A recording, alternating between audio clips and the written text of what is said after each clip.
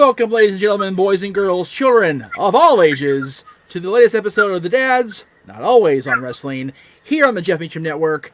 I am, of course, Jeff Meacham. It says so right here, and my name's on the logo, so it kind of works that way. The gentleman, however, to my left is not Jeff Meacham, nor is it the Jeff Meacham Network, but he is straight edge most of the time. He is the Renegade, JJ Except Williams. when the Dodgers win the World Series. There was no reason to be sober that night, my friends. Let's just be real. Yeah. By the way, we haven't been on the air, you and I, since the Dodgers won the World Series together as the Dads. Dude, like, I'm so happy. Let me just say, yeah. I don't know if it was exhaustion from work the few days leading up to that. For real, right? Or the booze. Yeah. But I passed out at like 10:30 and didn't wake up till 8 in the morning. Oh, my goodness. Fantastic. Because Renegade here is a lightweight because he had been told for years with his medical conditions that he can't drink. Right. Exactly. I not only did the shot with you guys on the air, but I also did a shot with my roommates after I got off the air. My first ever double shot night. Jesus. So, God bless you, brother. But we are here today yes. to discuss the Survivor Series. Yes, we are. The Survivor Series is coming up as it is every November. It's a Thanksgiving time tradition for the WWE, and it's on the 22nd this year, which is actually the boss's birthday. Aaron Riff, man, gotta love it, man. It's not only is it Aaron's birthday this year, it's also the 30th anniversary of when it was on his birthday before, and that also happened to be the debut of the Dead Man. So 30 years of The Undertaker. Now, you and I have been fans for a long time. We've been doing this. It feels like 40 years, you and I, together. But has there been anybody more impactful in our time of fandom, overall, grand picture, than The Undertaker? I mean, really. Body of work total over a 30-year period. It's hard to argue that point because, you know, you could argue Hogan. Of course. But Hogan didn't have a 30-year career without breaks. Right. And while, yes, in recent years, The Undertaker would basically be a once-a-year performer, there were multiple years in between Hogan's breaks, not just right, exactly, a few months. But yeah, it would be hard. You'd be hard pressed to come up with someone other than The Undertaker, especially when you're talking, 30 plus years continuous work, and that's not even getting into his WCW days prior to his WWE debut. And, before we get into our lists, let us take a moment to acknowledge some of the Survivor Series debuts over the past 30 years. 30 plus. I mean, you have Undertaker, like we discussed. Yes. The Rock in 96. Young Right. Rocky Maivia with his Pineapple Jerry curl. Chia Pet Dwayne. The Shield in 2012. Yes. Along with The Rock, Forgotten, Furnace, and LaFon. Right? I actually kind of liked them going back watching some of their old matches. They were I did too. Good technical wrestlers, and I feel like they get lost in the shuffle there. Sting. Yeah. Making his WWE debut at Survivor Series. And then, of course, there was the gobbledygooker. But, He is the Eggman, Goo. They can't all be at the level of a Taker or a Rock or a Sting. Every now and again, you've got to have that dud in there, too. Yes. God bless Hector Guerrero, though, for real. Yeah. But, I mean, I think it would have been remiss to go through the Survivor Series retrospective and not touch on some of the names that have impacted not just wrestling in general, but specifically the WWE, as it is a WWE event. Yes, exactly. You know, between Taker, Rocky, and the Shield, I mean, Yeah. you still got 2/3 of the Shield going strong in the company, and Ambrose isn't doing too bad from what I hear over in AEW.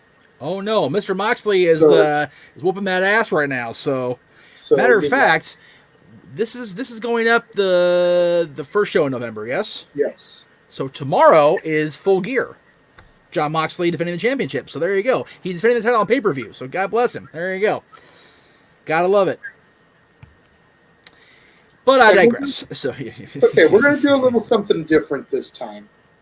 You know, unlike King of the Ring, where we did our top 10 tournament matches and top 10 non-tournament matches. Yes. In lieu of trying to not go for an hour plus, we've split the task, and I am going to be giving you the top 10 traditional Survivor Series matches, in my opinion, subjective entertainment.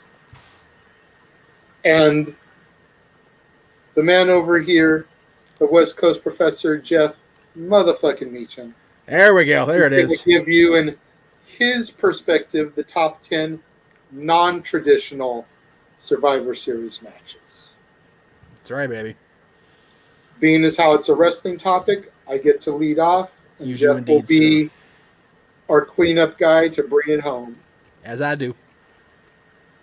Once you're done, though, before we wrap the show, I have something I would like to throw out as a what-if proposal for WWE booking to maybe ponder, and I'd like the professor's thoughts on it. Okay. But my first choice for a traditional Survivor Series match. Yes. From 1988, the team of Andre the Giant, Dino Bravo, Mr. Perfect Kurt Hennig, Ravishing Rick Rude, and Harley Race, with Bobby the Brain Heenan and Frenchie Martin in their corner, versus Jake the Snake Roberts, Hacksaw Jim Duggan, Ken Patera, Scott Casey, and Tito Santana. I felt, going back and rewatching these old shows like I was tasked to do, may as well call me the task master when it comes to these type of shows. I just felt this was a really good early incarnation elimination match. You know, I've never really seen too much of Patera and Dino Bravo, so it was kind of nice getting to see them work in a match and be featured on the card. You know, Bravo alongside Andre, Patera alongside Jake and Tito. You know, I've never heard of Scott Casey before this. I still don't really know too much about him. You know, Scott Baba Ganoush over here. Right here, yeah. But, yeah, I just thought this was a really good, solid contest from the early days of the Survivor Series. And there's not really much more I can go into as far as that goes. There you go. Number 9 to me, from 1995, the team of Ahmed Johnson, the British Bulldog, the Heartbreak Kid Shawn Michaels, and Psycho Sid, with Jim Cornette and Ted DiBiase in their corner, taking on the team of Dean Douglas, Owen Hart, Reza Ramon, and Yokozuna, with Mr. Fuji in their corner. This one I found kind of unique. It's a wild card match, baby. What's that? It's a wild card match, baby. It's what it's called. Yeah, you know, I mean, I thought it was odd because although Owen and Yoko were a tag team at one point and even tag team champions, it was odd seeing Owen and Bulldog across the ring from each other to me. That whole part right there kind of threw me for a bit of a loop. The others, you know, just kind of was what it was. You know, Shawn and Razor, you've got that rivalry on opposite sides. You know, Shawn and Sid. Sid took over for Diesel at one point, if memory serves me correctly. Ahmed Johnson, you know, I always liked Ahmed.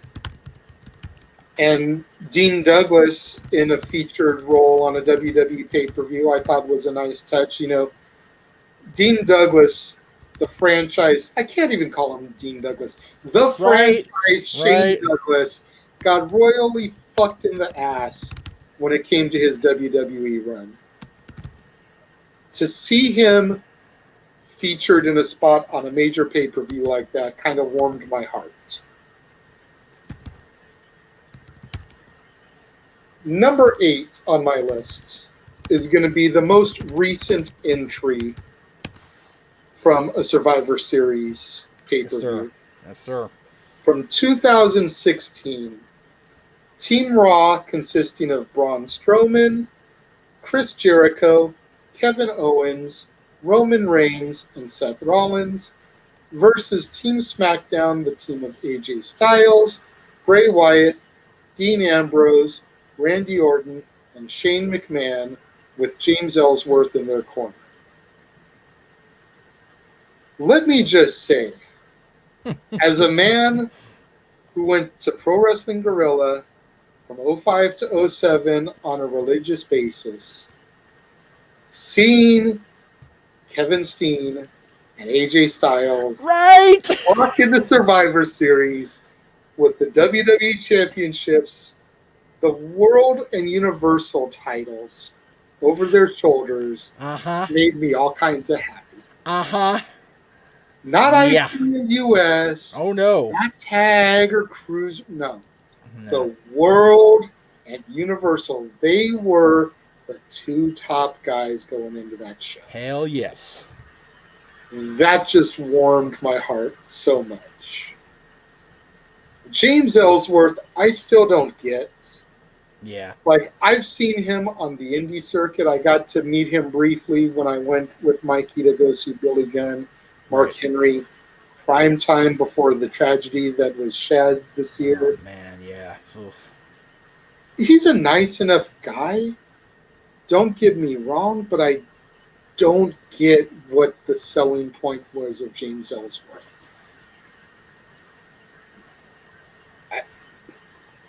Somebody in the comments explain it to me, because I don't get it.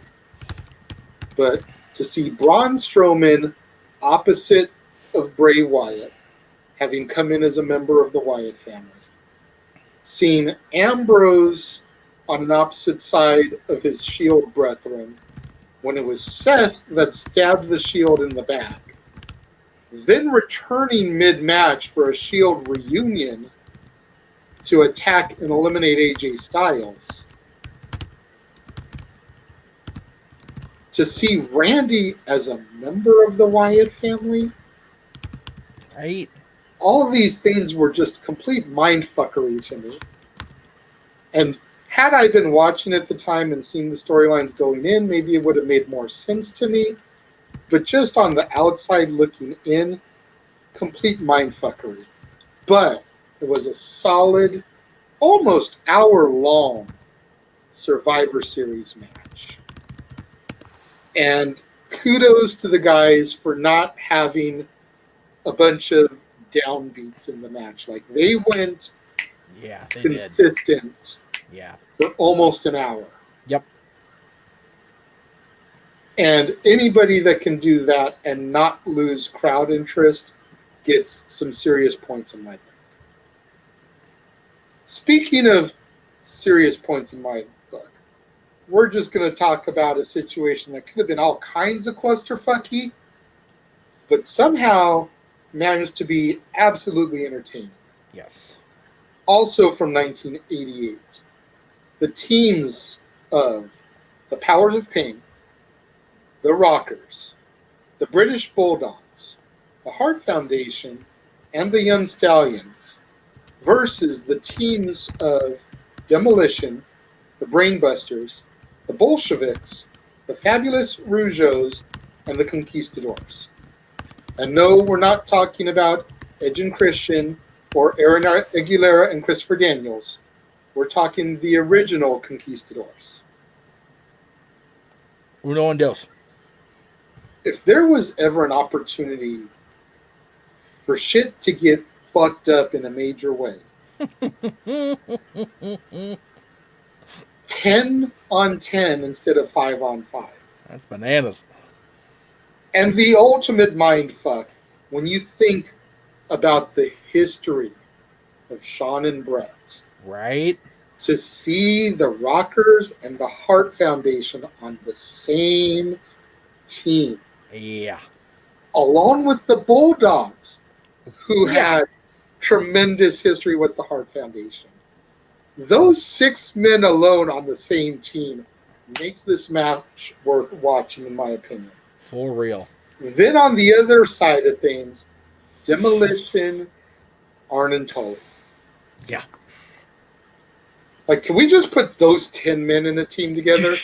The Rockers, the Bulldogs, the Harts, Demolition, Arn and Tully. Yes, please. Could that be the 10 against the other 10 that I don't really give a shit about?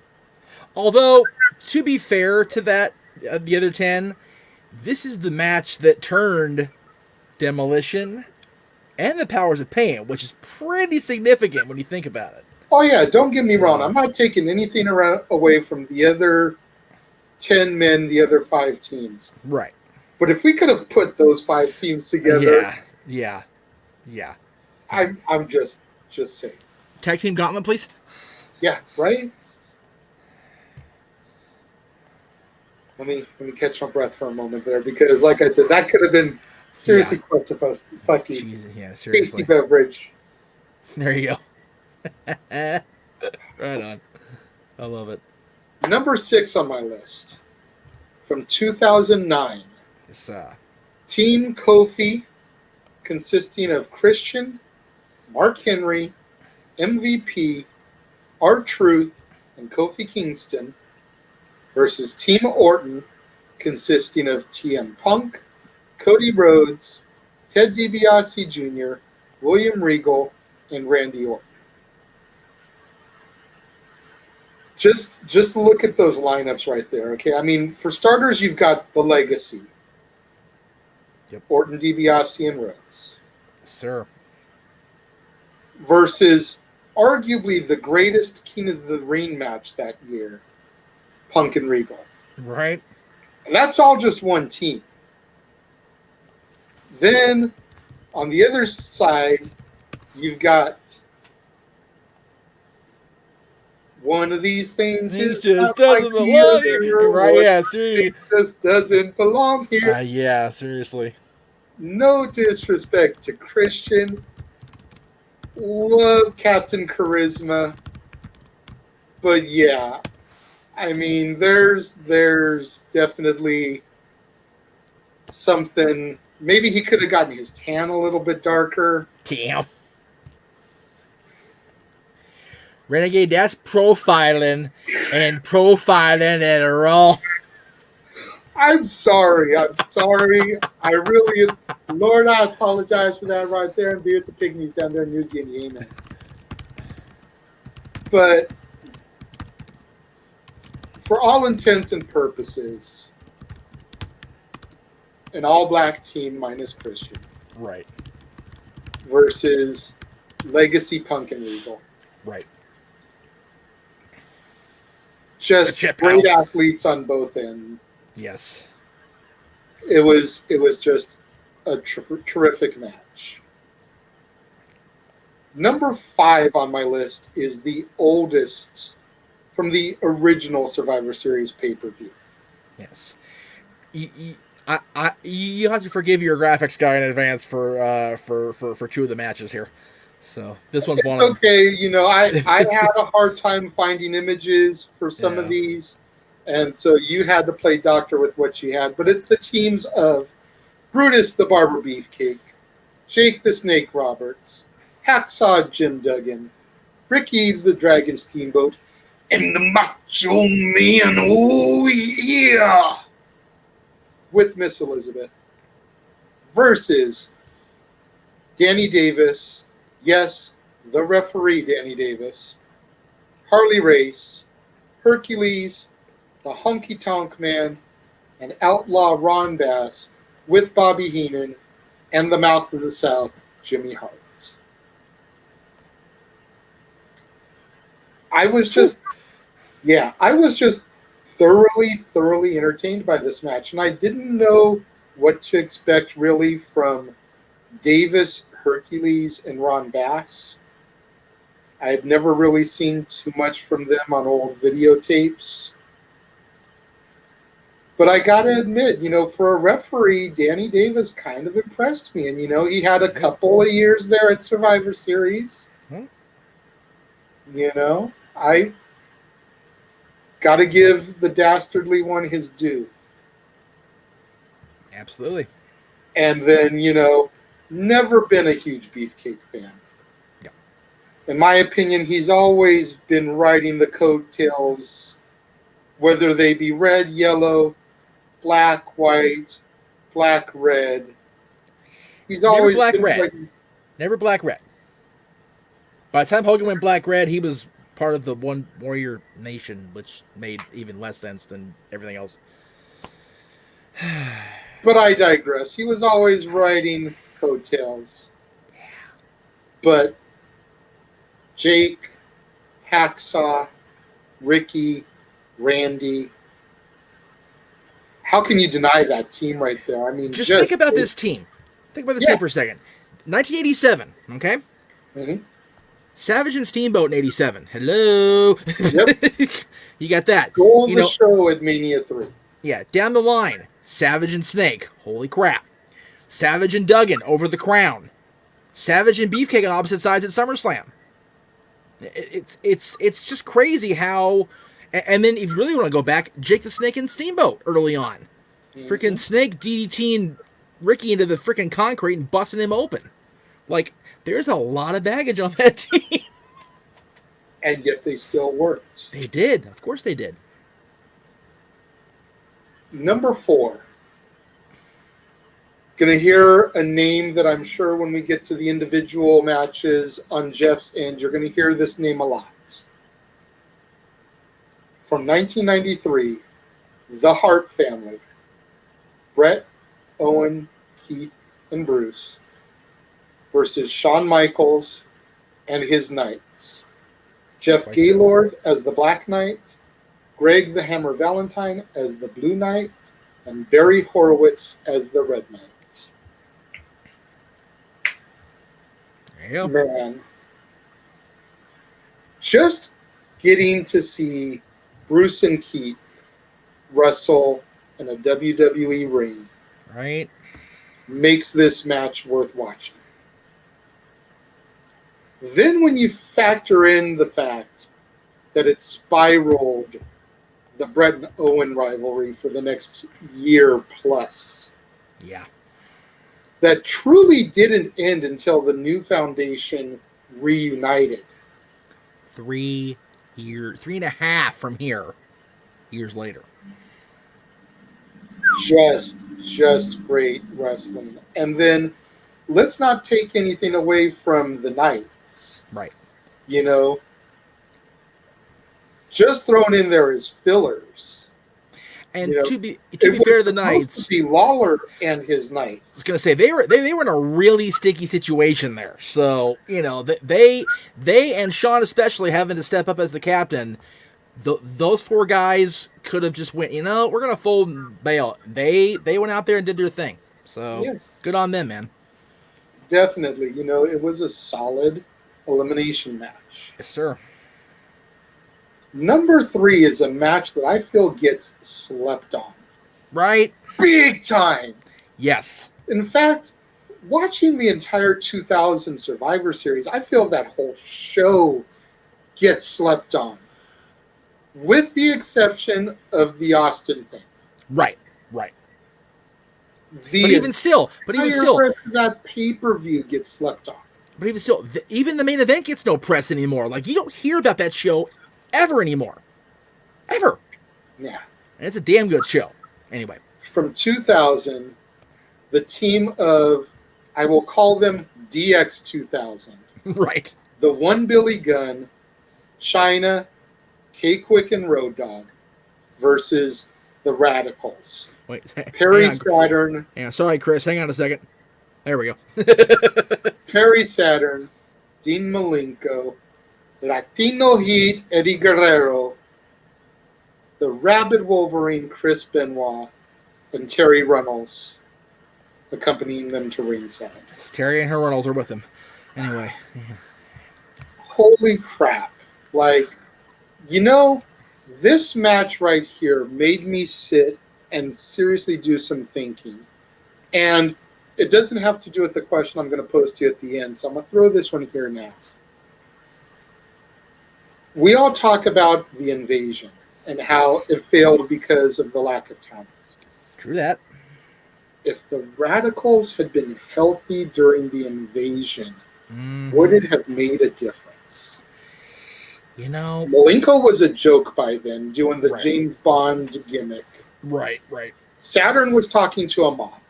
Yes. Eddie was out because of drugs. Benoit was out because of injury. Yes. If Benoit and Eddie had been there, could they have snapped Saturn and Malenko out of their stupidity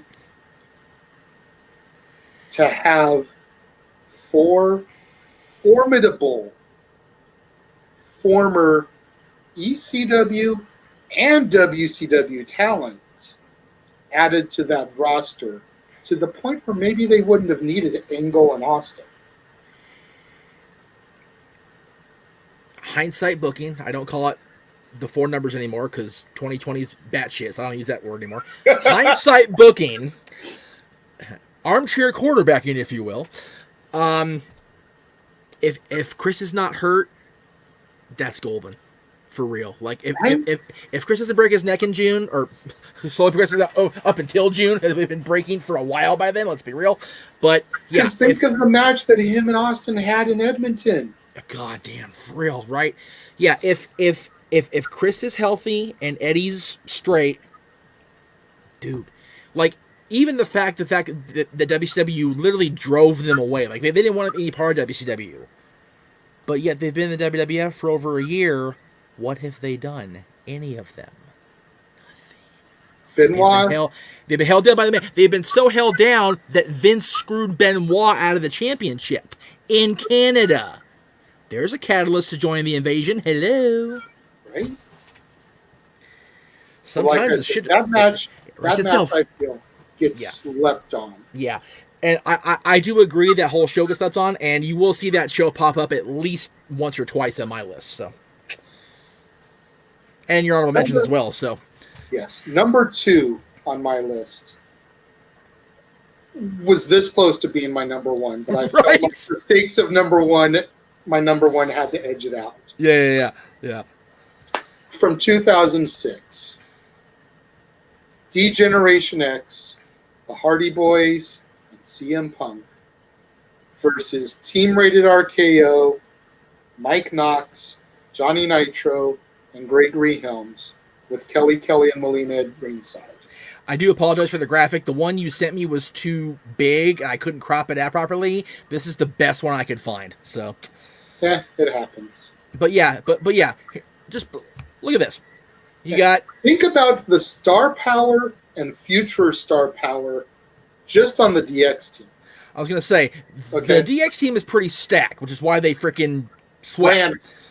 Ran that. Look at Rated RKO. Yeah. Johnny Nitro, the future John Morrison, the future Johnny Impact, who's still cooking, man. Still hasn't got the respect he deserves. No, sir. Gregory Helms, who was a terrific clutch player. Right. Like, he is what I call blanking on the term right now. Utility. Yes.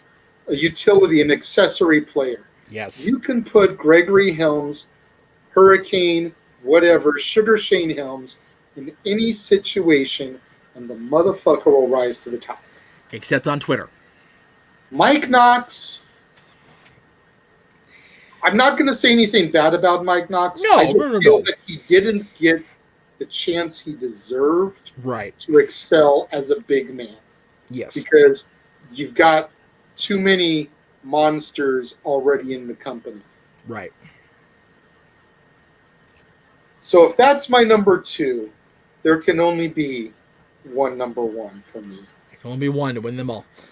2003, Team Bischoff, Chris Jericho, Christian, Mark Henry, Randy Orton, and the big bad booty daddy, Big Papa Pump, Scott Steiner, with Eric Bischoff, Theodore Long, and Stacy Keibler in their corner, versus Team Austin, Booker T, Rob Van Dam, Shawn Michaels, the Dudley Boys, with Stone Cold himself in their corner.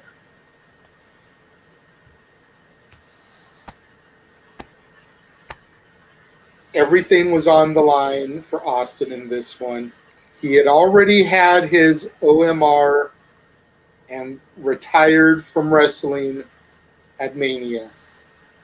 This was the end of him basically as an on-air character for pretty much, I mean, he still has his occasional spots where he comes in, but more or less it was the end of his week-to-week run. For about 3 weeks. It was then he became the sheriff until WrestleMania, then he bowed out. Yeah. You know, his leave was about as long as Terry Funk's, you know. Or Mick Foley's. Or mine. But that is it. That is my opinion of the top 10 traditional Survivor Series matches. Yes. What do you guys think of that list? Leave your thoughts on those in the comment section. I will gladly discuss them. I'm sure some of you are going to ask, well, what about the Alliance versus Team WWF? The fact that the whole Alliance angle was so poorly booked is the main reason why it didn't make my list. Right. It definitely deserves an honorable mention. Yes. There was a while there where it was on my list until I saw 2016's. Right. 2016's match bumped that from the list. Right. Would you like to read Which your is honorable ironic mentions? because it was at that time that Chris Jericho was doing the list. So, would you like to read your honorable singles mentions before I do my list, or No, because I'm not sure what you're going to have. Oh, So I can cross them off of my list as you go. Well, I And then mean, I have the graphics in front of me. I can put them up, and you can go as we go. But it's up to you. Go ahead and take it over, Jeff. Okay, I will do that. All right. So, as we said, I'm doing the non-traditional Survivor Series matches. Not to say they aren't important, the matches, the traditional matches. I'm just not. I've never been a fan of the Survivor Series matches. I know that's sacrilege to say in November, but I'm just not my cup of tea. So, Do you want to explain that to me? Because I don't really understand, like, the whole focus of the pay-per-view, the gimmick. Right. No, I understand the Survivor Series match.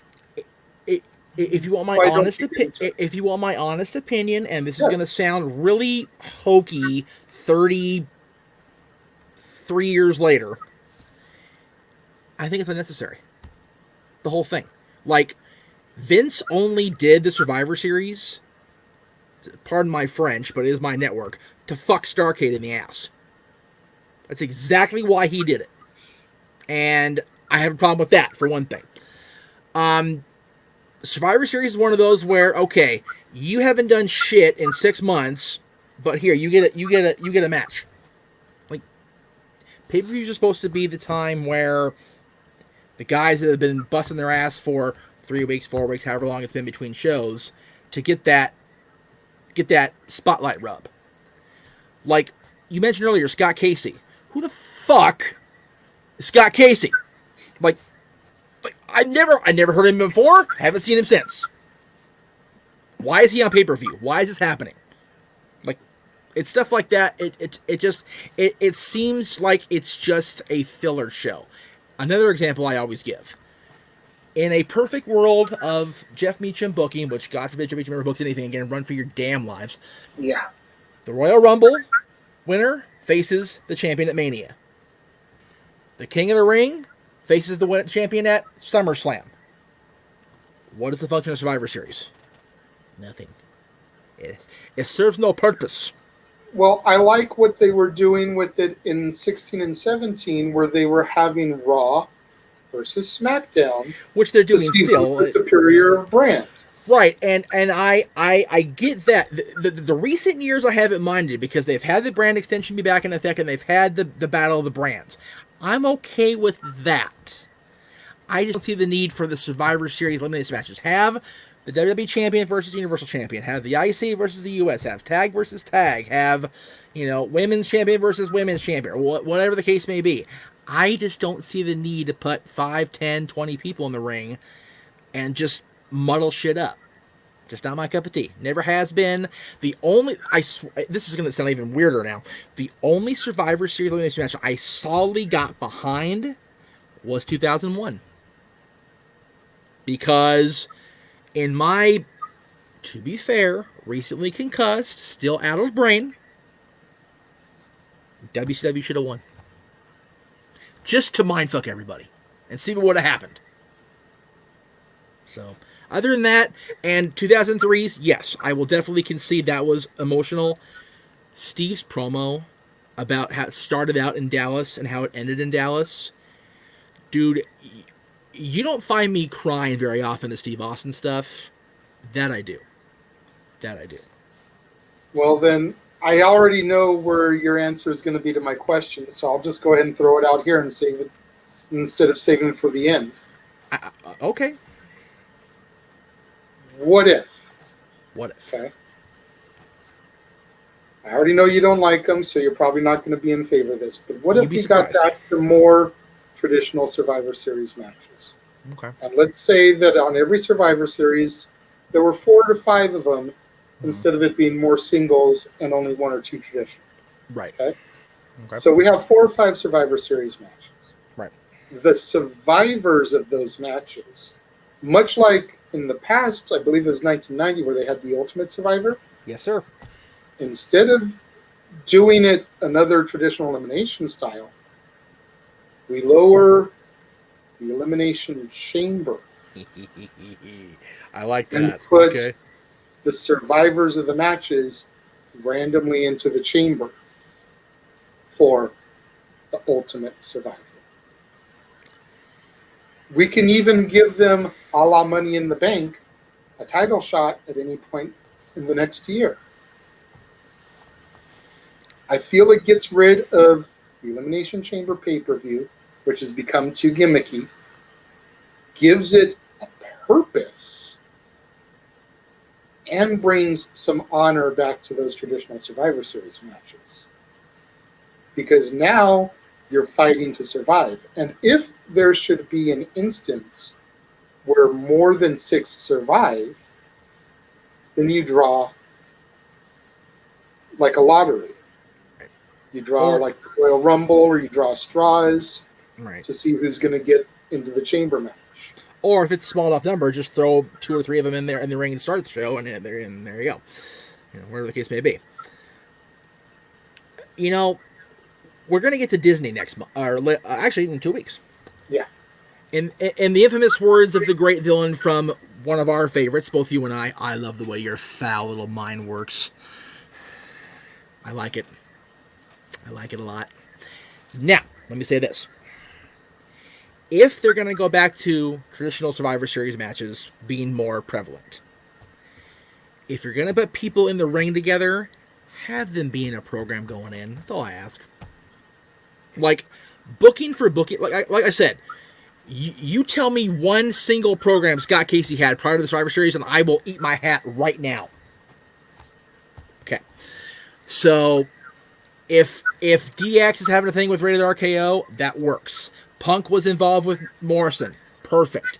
Knox was involved with, I forget who it was. Oh, the Dudleys were kind of half defending Kelly Kelly, I think, at one point or another. So it all works like that. As long as the pairings work and there's some sort of story, rather than just random happenstance, I'm good with it. I just don't like the random happenstance of it all. It bugs. It just does. So, all right.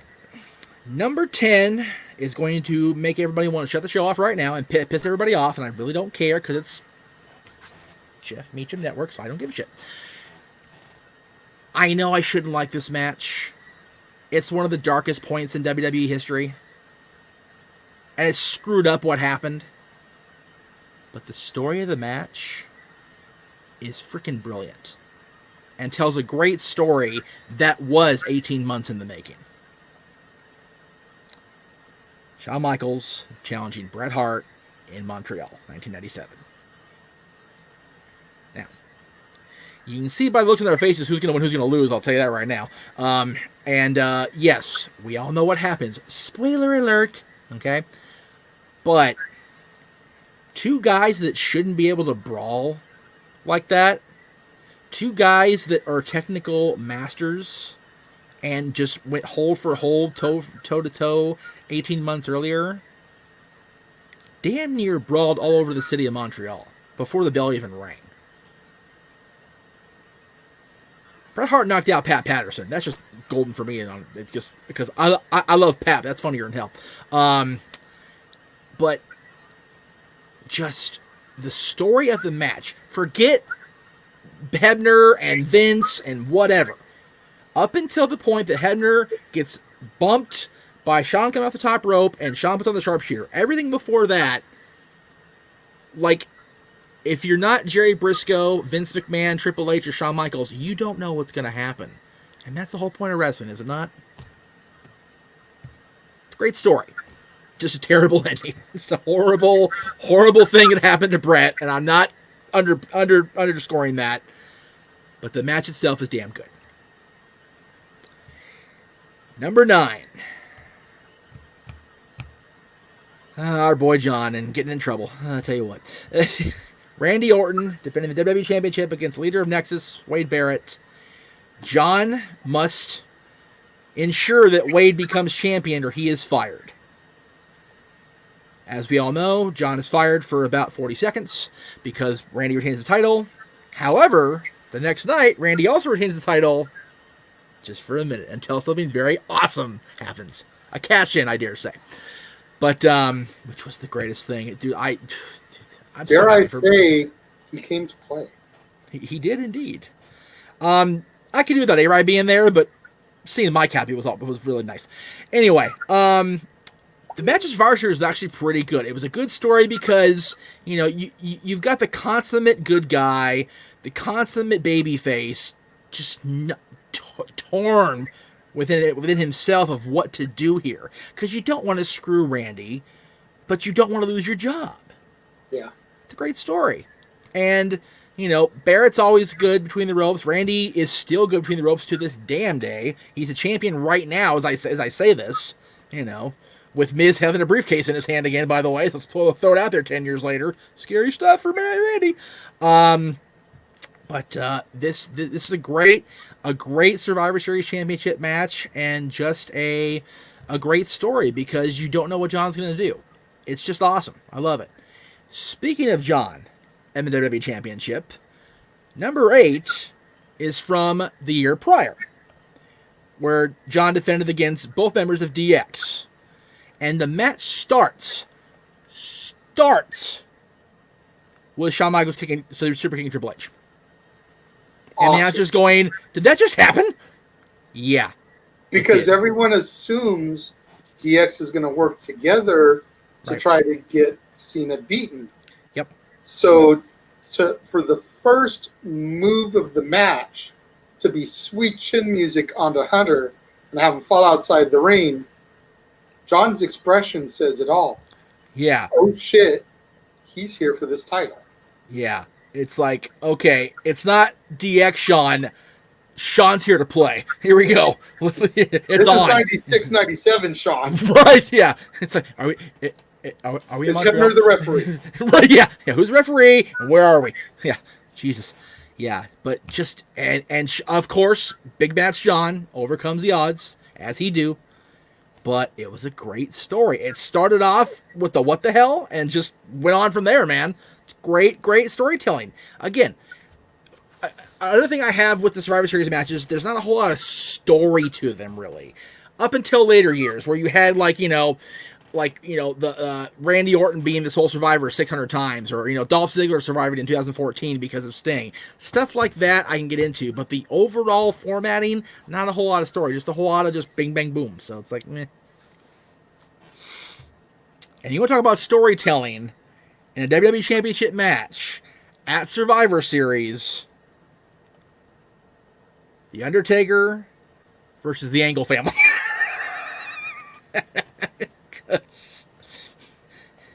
I don't care how much blood is between those two people.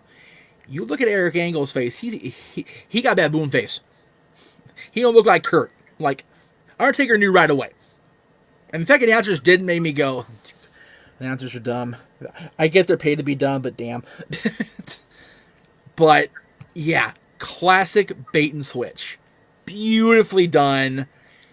Only done better 3 years later with the Kurt Angle storyline on SmackDown. That was done masterfully. Because you didn't see Eric's face then at all. Because he had the hood on. That was good. This one was funny. And it was pretty much played off pretty well. But, like, I enjoyed the match, though. It was a classic, chicken shit heel running away from the big bad giant guy. It was good. It was very, very good. It was Kurt's year anniversary. Let's not forget that. Kurt's a year in. He's the world freaking champion, people. It's because he's Kurt Angle. 10, 9, 8, 7, 6, right? 4, yeah, 6. Number 6 is the only appearance, surprisingly, of the women's division on my list. From 2002, Victoria challenging Trish in I don't think called it a hardcore match or a street fight. Whatever it was weapons were involved. Both women ended up with a busted lip. There was a great spot where I think Trish catapulted Victoria into a trash can. I know Trish took a trash can lid off the beak. Just these two girls beat the shit out of each other. Like, it showed that Trish, as champion, was ready to party. Like, she's, all right, I got you. And I think it was this match, as champion, that made me a Trish fan for life. Because she was more than just a pretty face with good moves. She could get down. If she needed to. And she did, man. Didn't hurt her, the fact that she had Victoria as her dance partner. Yeah, Lisa Marie Varon. I mean, it's, I can't say enough good things about that woman. Any show I ever do, she's one of the best ever, and she should be in the freaking Hall of Fame. I don't understand. I mean, granted, the Hall of Fame's freaking bananas right now because of stupid COVID, but soon, please, for real. All right, 9, 8, 7. Number 5 is a match that I didn't expect to like, and I wasn't even sure I liked it the first time I saw it, but going back and watching these, yeah, it holds up. Triple H versus Ric Flair from 15 years ago, last man standing, non-title match for the record, because Flair's Intercontinental Champion here. This is the final, once and for all, Evolution is no more. It had started at SummerSlam the year prior when Randy found the belt on the ring magically, and got dumped by Evolution the next night. It continued at WrestleMania when Batista defeated Hunter, and then Hunter went away after Vengeance. And Flair got baby-faced pretty much because you can't boom nature very long, right? You just can't do it. So he becomes the Intercontinental Champion. He's chummy with Carlito, and then Carlito is a dumb fuck and turns on him because he's an idiot. And Flair's like, all right, my belt now, thanks. And then Hunter comes back at Homecoming and drops Rick on his ass. Like, what? You bastard, Hunter. Why can't you just be a baby face and behave? And it led to a bloody match at Taboo Tuesday. God damn.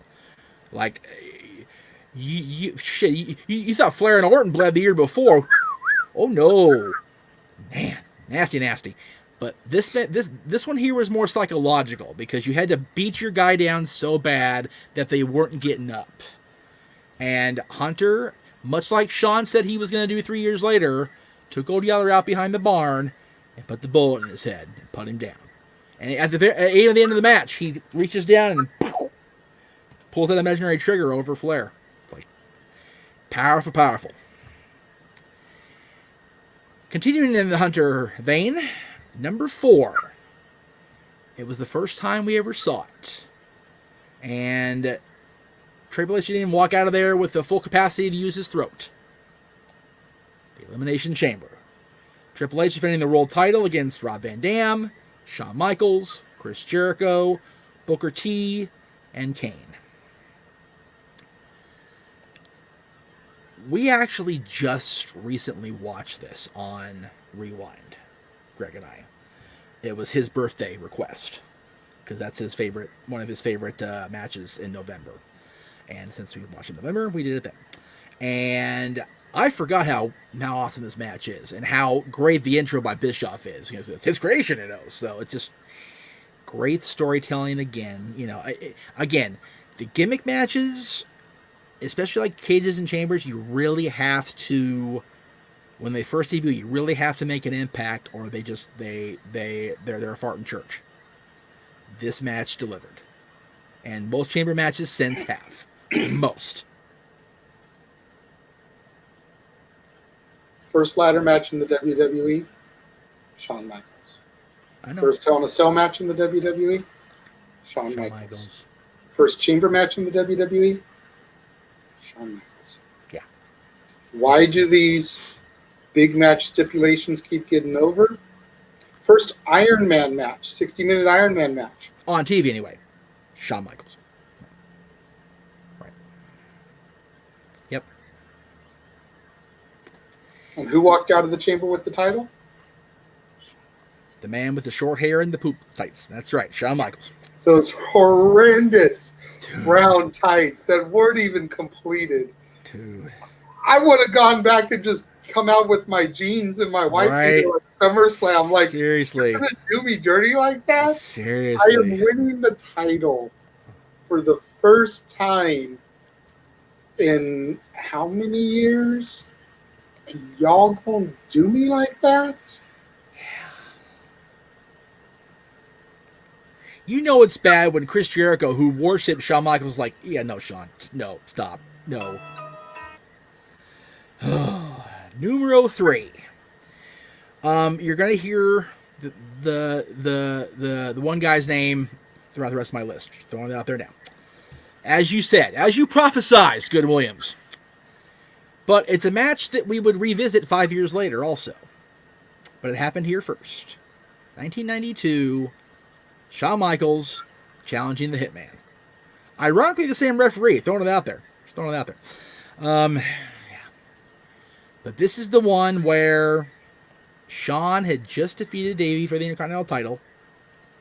And this was, honestly, I feel, Shawn Michaels' singles coming out party.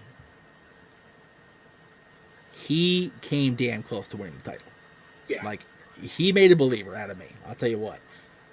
And I did not put the screw job down on my list when I thought we were both going to be doing 2 lists. Right. Because I felt that there was too much negativity surrounding the match. Right. That I really didn't want to go down that rabbit's hole, if you will. Of course. This match, however, I feel is grossly underrated. Yes.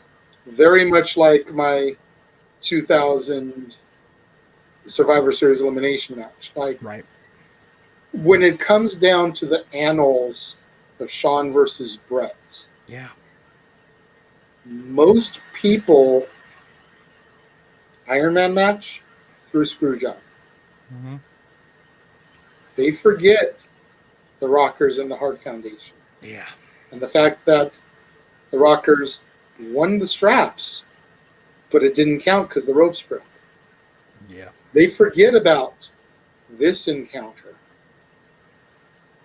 They even forget about the Hart family versus Shawn and the Knights. Yep. If it wasn't for what happened with Owen. Right. Yep. But the majority of the Michaels Hart lore is Iron Man through Screwjob.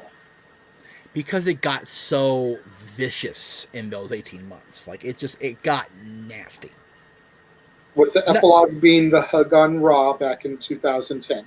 Which we both watched together, and oh my God, like, for real.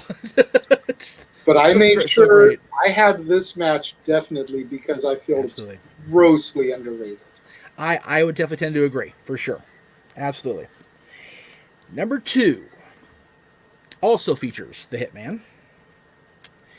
It was the year prior to that infamous day in Montreal, when Bret returned after the Iron Man match.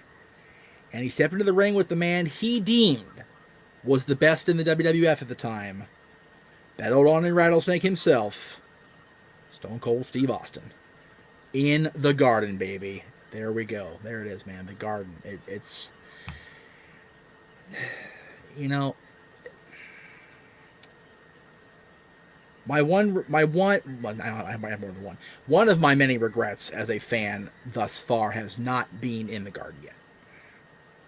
And I'm praying for when the post-COVID days begin that the Rangers and the Kings, hopefully, have a game the same week as WWE's in town.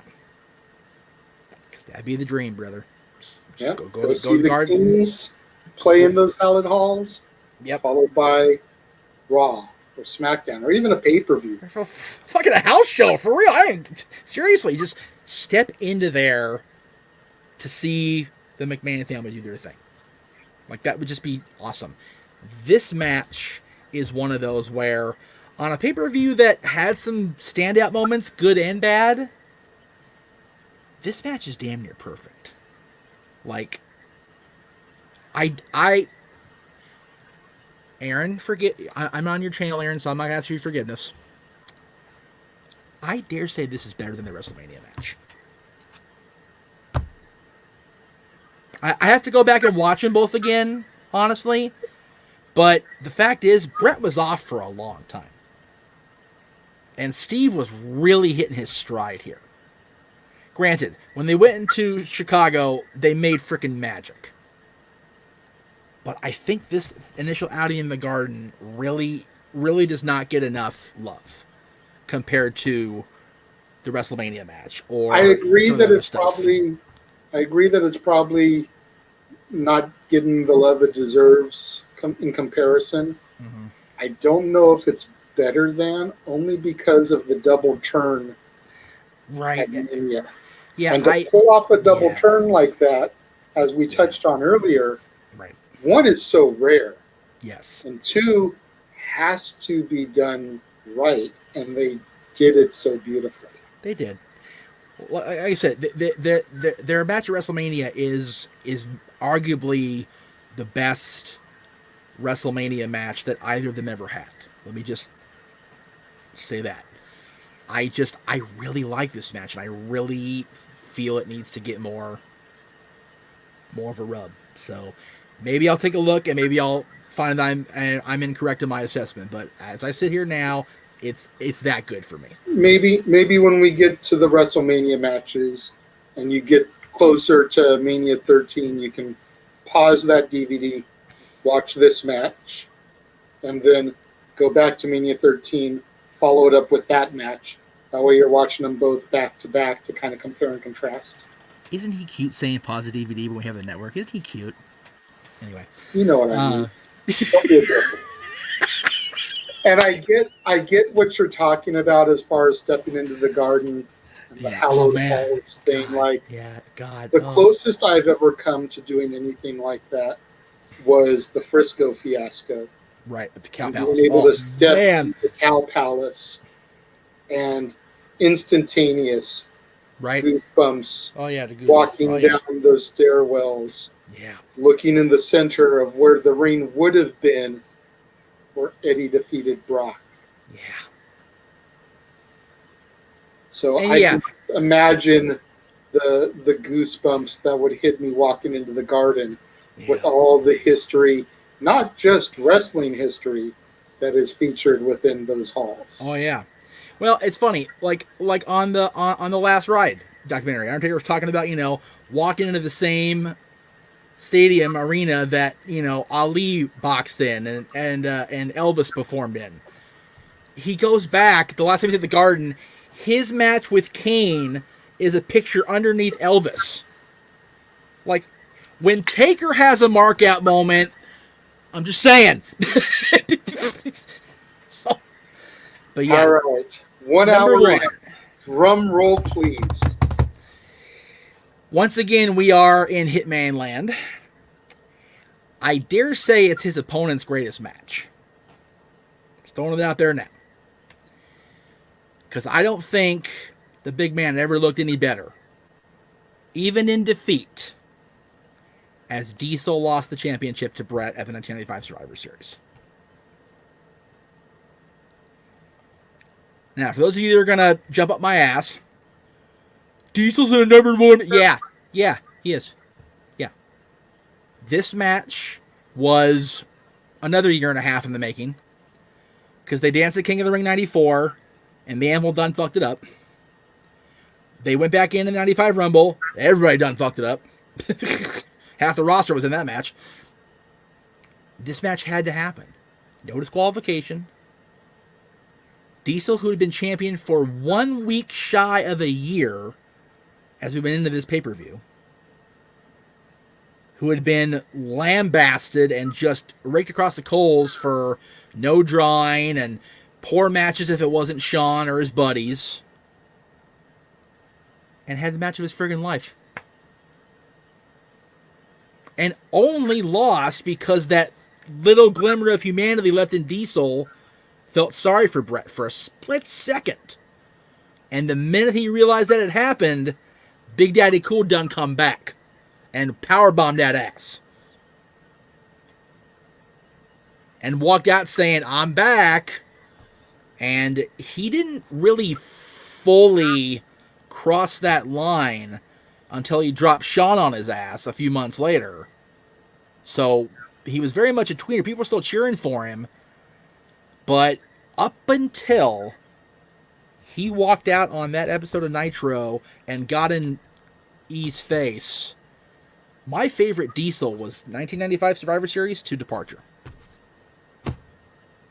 I thought he was tremendous in that role of, all right, Vince made a human out of me. Vince made a monkey out of me. Now we'll see what's up. And I think that if I still say if Vince had matched the money that he and Scott were offered, number one, the whole world would be different right now, I'll tell you that much. But I feel he would have had a great second run as the world champion with that renewed killer instinct, because they said it so many times on documentaries. People didn't want to cheer Diesel. People didn't want a domesticated Big Daddy Cool. They wanted the badass. And we didn't get that when he was champion. He became the poster boy of the new generation. Fuck that. Bret got the best match of Kevin Nash's career out of Kevin, and it brought the Diesel of old back out of him. And damn, I wish he would have stuck around longer. But he didn't. He jobbed at the Rumble, he jobbed at Mania, and he jobbed to a freaking hole in the ring in February. So what are you going to do? But I will say, if there's a 1A of Kevin Nash's best matches of his career, Shawn Michaels in April of '96. I was going to say, please don't say the finger poke of doom. That was probably Hogan's greatest match. Damn.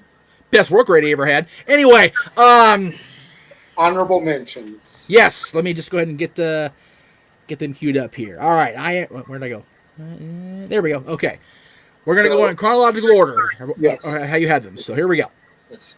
From '92, Rick Martel versus Tatanka. You know,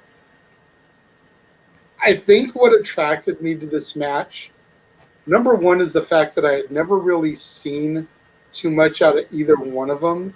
Right. And number two, the fact that had breakfast with Rick Martel like 2 days in a row. And he was just the coolest dude you could ask for. Martel is so cool. I love him, man. Like, no joke, and Teresa will tell you the same thing. The first morning we had breakfast with him in the hotel, we had no idea who he was. Right. We could tell that he was somebody, yeah. but he was old enough that we couldn't place it. And I didn't watch the old days. No. So she couldn't place it, well, we were screwed. Right. So then when we got to the event and he came out, we both looked at each other. We were like, that's who we were eating breakfast with? So the next morning, before we left, right, we made sure to approach him after we were done eating, after he was done, and thank him for the day prior and talk to him for a few more minutes. And he was just the nicest guy in the world. Right. So, call it sentimental reasons, but the only real exposure I had to Tatanka was his comeback run. Right. Which is a train wreck. Yeah. So I had to throw that up in there. Yeah. Funny enough, I discovered this last month with Dylan and I watching when we did our episode of Rewind, like the bonus one I ended up doing, because I showed him the first episode of Superstars, the first person I'd ever seen. I did not recall in that moment that was the episode that Rick Martel blinded Jake the Snake Roberts with arrogance. No idea going in. They showed the preview. I went, wait a minute. And then it went on. I'm sitting there going, holy shit. Because I love the blindfold match. Kill me. Don't care. I think it's a freaking amazing, stupid, funny match. And it started right there on the Brother Love show. The first thing I ever saw. So there you go. And also with Martel. And arrogance, the greatest name for an independent tag team that there could be. And the best rip-off independent song of all time, too. Let us not forget. Right. Well, besides Magnum P.I.'s thing. Anyway. Okay. but they're all the same group, so it's okay. Anyway, here we go. 1998, the Deadly Game final. The Rock versus Mankind. And what would start their rivalry. Yes. That would last for the next few months. Yes. The Rock, just when you thought he was going to be a full-blown babyface again after being heel and nation for all of those months, he just jerks the rug right from out from under you, turns heel again, goes corporate alongside McMahon. Son of a bitch. So beautifully carried out. And let's not undersell Shane's role in that, man. Oh no, he played that to the tilt, man. Oh, I'm the jilted son. I signed Steve Austin back. 1, 2, boom! And just as a footnote, it's going to be a little sad here that I'm going to touch on, but just as a little footnote of this match, this was supposed to be the first pay-per-view the Renegade ever saw live on pay-per-view. Me and Mikey went over to his friend's house to watch it, and were given the news that his friend's father had killed his son. Oh, shit, dude. Yeah. Ask Mikey sometime about Blaine. About what? Blaine. Blade, that okay. That was his friend's name. All right. But we took the bus over there. We approached the house. We knocked on the door. And that was like, pre-me, that was Mikey's best friend. Fuck, dude. Wow. So imagine being smacked with that news right before this happens. This pay-per-view. Oh, shit. That's... Yeah. Okay. Well, side note, to lighten the mood a little bit. Yeah. Since you missed Survivor Series, so did I, for the record. Rock Bottom, the next month, was the first pay-per-view I ever watched with the man facing Greg Cherry next week on Wrestling Trivia Challenge, Stagger Lee.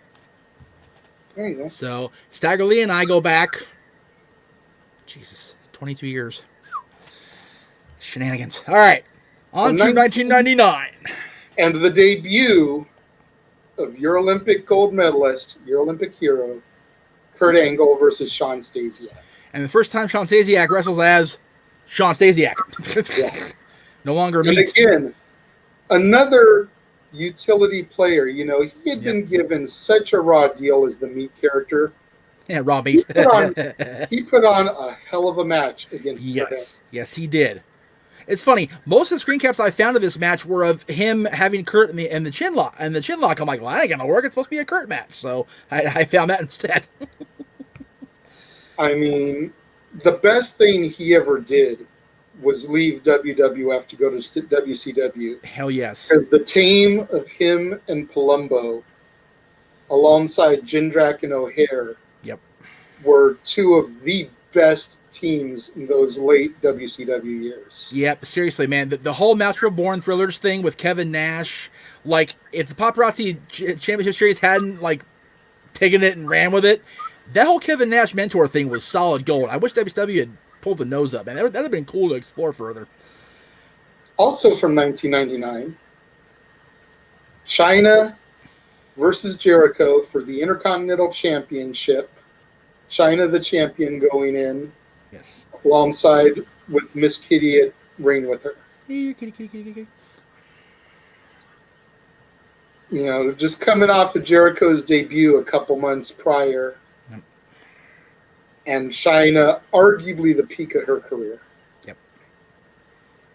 What's so funny about no that? No disrespect to her women's title run. Right. She was above that. She was totally above that. Yeah. Funny story. Having talked to both of them extensively, you know, later on, neither one of them liked this feud at all. Hated it. Hated the whole thing. China, Chris wasn't comfortable with the whole battling the woman thing. Just wasn't his bag. Never was. Never got into it.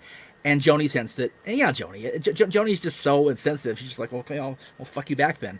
And then the whole co-champions thing just derailed it. It was so bad. Yeah, that was bad. This match at least was okay, but just the program itself was doomed from the start.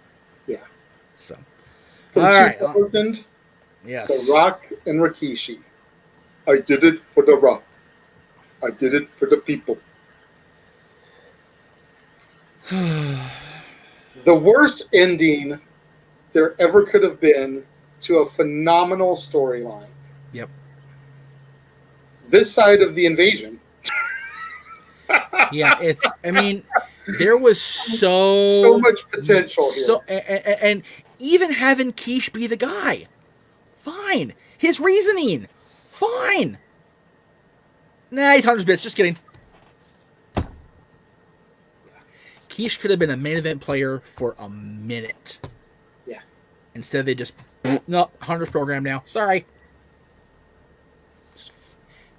2001. Yeah.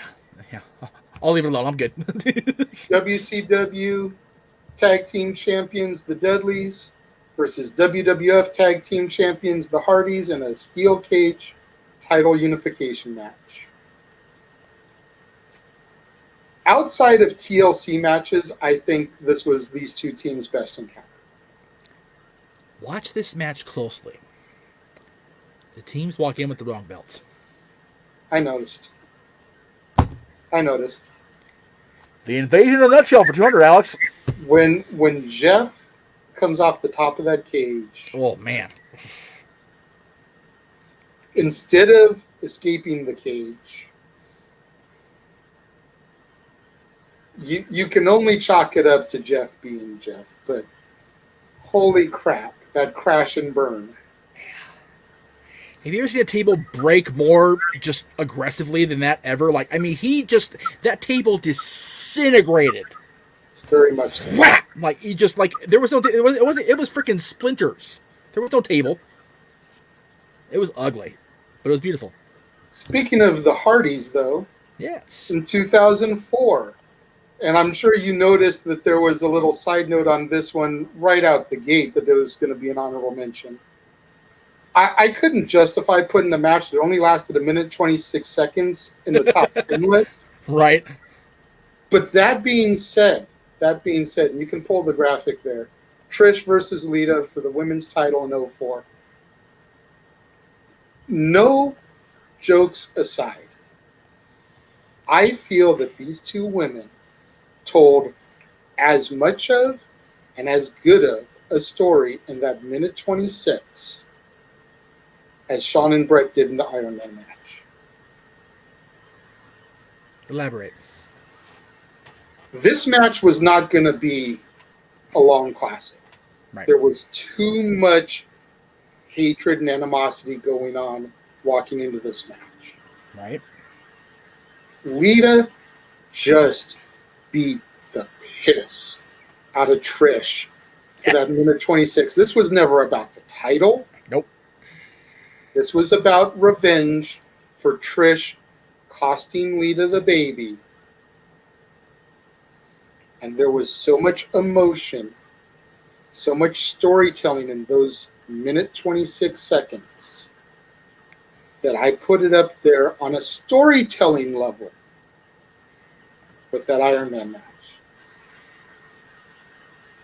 Because it took them an hour plus to tell that masterful of a story. Yeah. These two bitches handled it in a minute and a half. Got their shit in a minute and a half. Dude, this was the Mickey's Christmas Carol version. That's not till Christmas. We'll get there. I'm just saying, like, to put a comparison. Right. They did in a short amount of time. That's right. Two men did in an hour plus. Yep. And just as masterfully. I'm going to get hate mail on it. Comments in the bottom. I don't care. I will die on this hill. They told just as good of a story in a minute and a half as those two guys did in an hour plus. Let me ask you this, being a Hardy's Lita fan that you've been all these years, would you agree that had they done this in storyline purposes, it would have been so perfect if the Trish manipulations over the course of 2004 were so impactful and so intense into Lita's soul that that's what drove her into the arms of Edge? That would have been great storytelling. Just saying. And we talk about missed opportunities. They totally mishandled that storyline.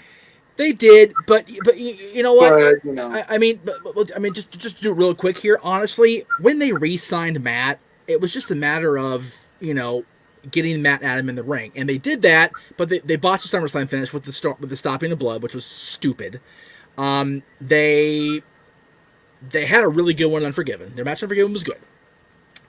The Money in the Bank being the blow-off, I'm not sold on that one at all. Like no. that's and they handed Edge the feud.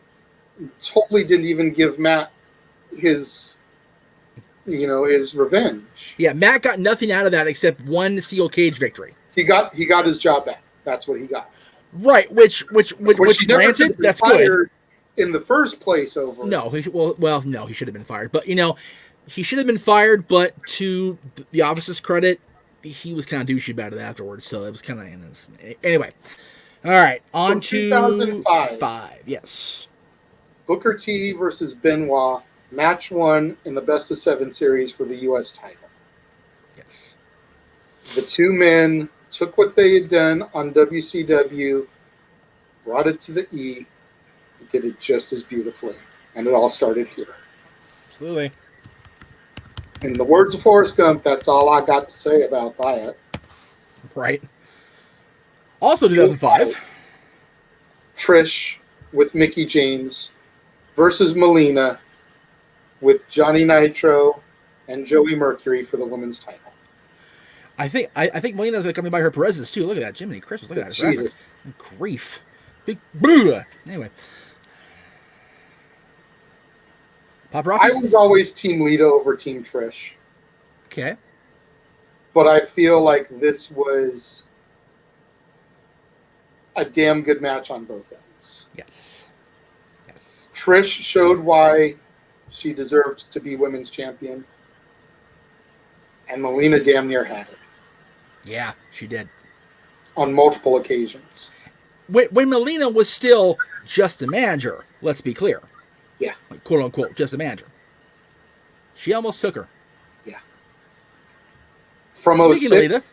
Yeah. Yep. From 06, Lita's farewell match as the champion against Mickie James for the title.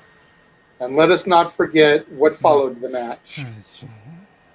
The Wholesale by Crime Time. This was in his notes, people. In his damn notes. That's It his was. girl. It's in his damn notes. Because I wanted to make sure I touched on this. As much as I love Crime Time, I hated that moment. Yeah. Awful. Awful. I understand she was a heel. Meh. I understand she needed a heel send-off. I didn't think that was appropriate.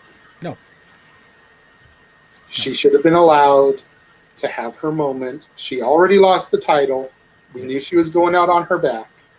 I so didn't mean for that to be the way. But we already knew she was going to lose and drop the belt. Yeah. She didn't need that public humiliation also. We love you, Amy. She I'm did. so sorry. All right. 2011, I Here knew we go. you weren't going to have this match on there. Fuck no, I'm not. Never before, never again. Thank God for that. The Rock and Cena versus the Awesome Truth. Truth looks exactly the same. It's been 10 years. He hasn't aged. It's been 20 years, goddammit. He looks the same as he did in that match in Survivor Series 2000. Dick the Truth alongside Clark. Joe. Seriously, freaking Dick the Truth Clark up in the WWE. Doesn't But age. This match was just amazing. Yes. Say what you will about Dwayne. Back then, I did. You like or dislike him. I know. Go back and rewatch those first 5 minutes when it was all Rocky in the ring. Oh, yeah. He ruled that shit. He totally did. Totally did. And he tagged out to Cena, and Cena got owned for 10 minutes. Yep. Then Cena got the hot tag into Rocky, and Rocky whooped that ass for the win. You know, a lot of people shit on this guy's name that I'm about to mention, but when Rocky needed to get back into ring shape, who did they send him to help get the rust off him? Remember? I remember. Curtis Axel Oh, yeah. / Michael McGillicuddy / Joe Henning. Joe Henning, man. Yep. A lot of people shit on him. And I get you're never going to be your father. Or your grandfather. Yeah. Never going to happen. No. Well, to be fair, Mr. Perfect completely blew his dad off. No, I understand. So you're never going to get to that level. No. You set a precedent that's not going to be touched by you. No. But Joe needs to be held for his own accord, his own accolades. He is a phenomenal worker. Yep. He doesn't do much on TV, which is why WWE was able to part with him to help get Rocky back into shape. But it's a testament to who he is. He's the one that was sent to work with Rocky. You mentioned that word earlier, utility player.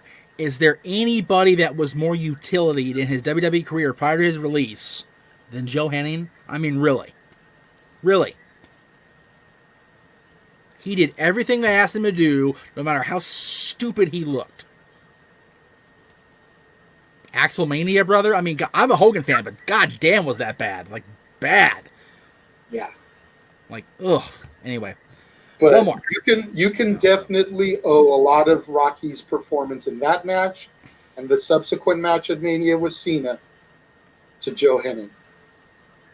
I'm going to smack Joe Henning. Anyway. The last honorable mention that I have, I know it pleases your ginger heart to see me... For both, yeah. To see me speak positively of Charlotte Flair versus Paige for the Divas title. Yes. You know,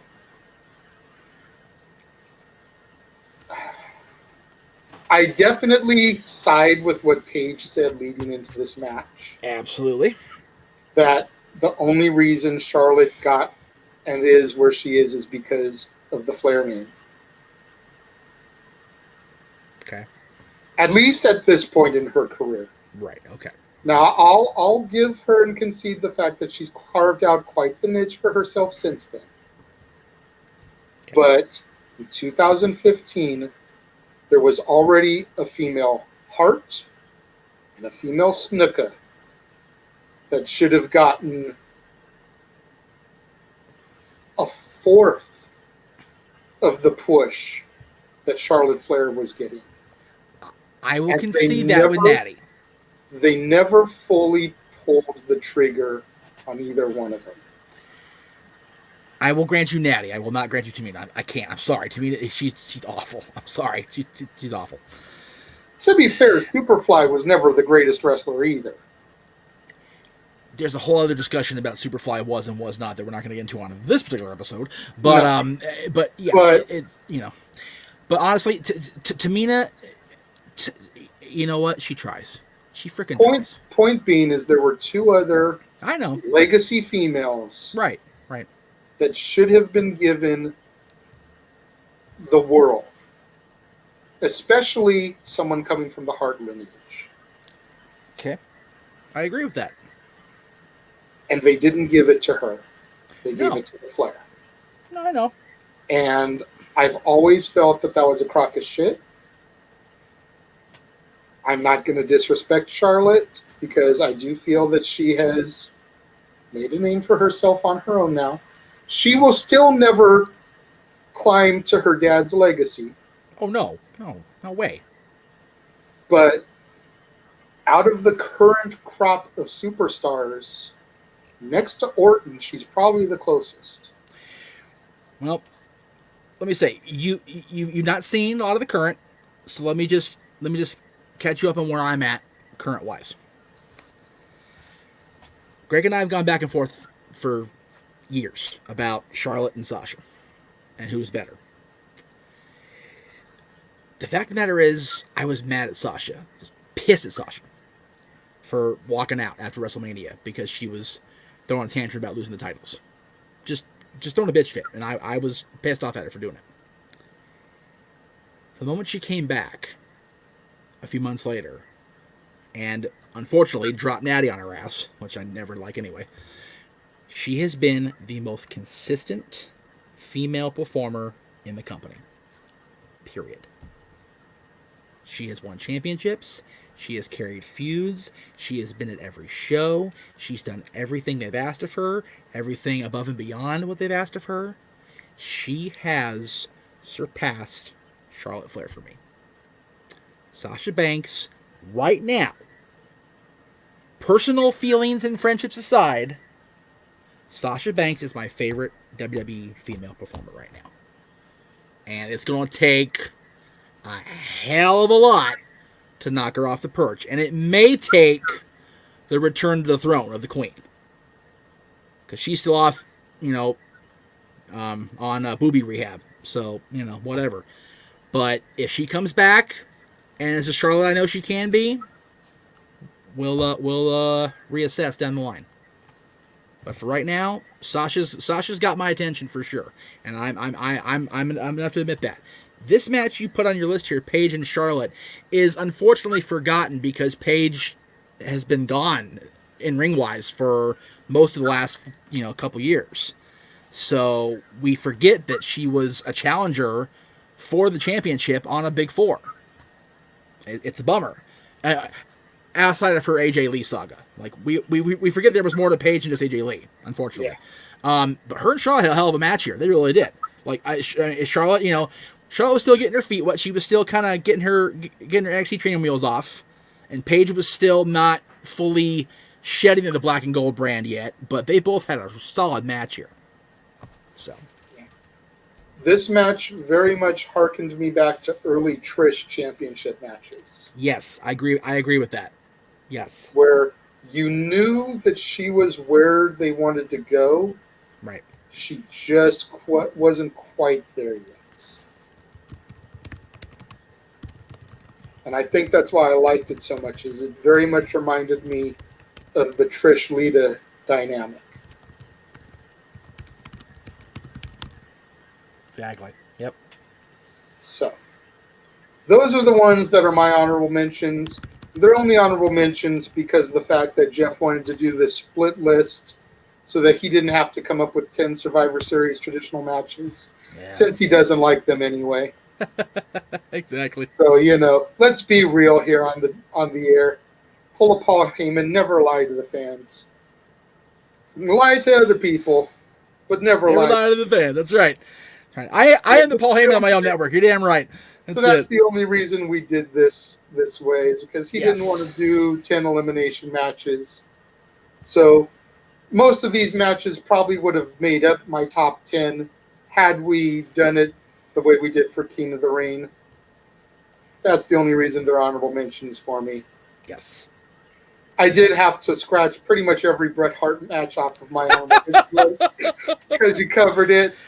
I also had the Cena DX match and the Orton Barrett match on my honorable mention list, so I scratched those off when you named those as well. Right. It's funny. Like, we often joke about, if Shawn's Mr. WrestleMania, then Brett's Mr. SummerSlam. Yeah, the Harts did pretty good at Survivor Series too up until 1997. So, And Taker Angle, I had to scratch that one off as well. Right. But, what do you guys think of the Survivor Series? What are your favorite traditional elimination matches? What are your favorite non-traditional elimination matches? Leave them in the comments below. I will chime in because this man over here is too busy building an empire, so he doesn't have time to respond to fan comments. I, on the other hand, have the time, so I'll get in there. What That's do you right. guys think about That's right. Wally World grants this man 15 minutes twice a day. He will answer your comments in those 15 minutes. He's cool like that. So. I can't answer them during my lunch because that's when I'm doing homework. Yeah. But during my 15-minute breaks, that's when I can get in there. That's right. He's a busy man, damn it. I got him working to the bone. What do you guys think about my proposal? Would you guys like to see it go back to the more traditional Survivor Series matches and then put the survivors inside of the chamber for a future title shot? Maybe they can get the title match at the Rumble. I'll tell you what. This show is premiering on November 6th, as you guys are watching this right now. Prior to the 2020 Rumble or Survivor Series, which is why nothing is on the list for that. Right. As the premiere ends, go to my Twitter, _Jeff Meacham. You will find a Twitter poll asking, do you agree with JD's proposal? Yes or no? And if you do, please comment why. If you don't, please comment why. There you go. Speaking of the shows we're doing, because today is November 6th, as we know, next week in this time slot will be the WTC post show, or the WTC actually show will be at 3 o'clock. So, but on the 20th, we're going to make sure, come hell or high water, come the creek don't rise, as JBL would say, that the mouse will shut us down. Oh, yes. When you wish upon a star, your dreams will come true. If I can just get the logo out of the way. There we go. As Jeff and I discussed the top 10 Walt Disney Animation Studios movies. That's it, brother. I love it. Just for clarification, we're talking about the Snow White lineage. Yes. Everything from Snow White and the Seven Dwarfs to Frozen 2. We're not talking about Disney Toons movies like DuckTales the movie, Treasure of the Lost Lamp, or Goofy movie. We're not talking about Pixar films like the Toy Stories, Monsters Inc., Cars, any of that stuff. We're not talking about the movies that combine live action and animation like Mary Poppins, Bedknobs Broomsticks, Song of the South. Not talking about any of that. We're just talking about Snow White through Frozen 2. What about Roger Rabbit, Uncle Jay? Roger Rabbit is a touch-tone feature, first of all. Nice. So while it does fall under the Disney umbrella, it is not a Walt Disney film. Plus, it combines live action and animation. Phooey. Okay, fine. We're not talking about Space Jam either. That's Warner Brothers. Yeah. Although Space Jam does roll that ass. Let's be clear on What type that. of Mickey Mouse organization calls their team the Ducks? Are they actually making a Space Jam 2? I heard that somewhere. They're supposed to be, but they've been supposed to be for about 10 years. Don't do it. But, Leave the classic 10 years ago, alone. Randy Orton was world champion and Miz was Money in the Bank. And Oh, yeah. now Randy Orton is world champion and Miz is Money in the Bank. So, Somebody keep an eye on Mike Mazzano on November 23rd is all I'm saying. Anyway, so he's a renegade. I'm the professor. You know who we are. We'll see you in 2 weeks for Disney stuff right here on the Dads.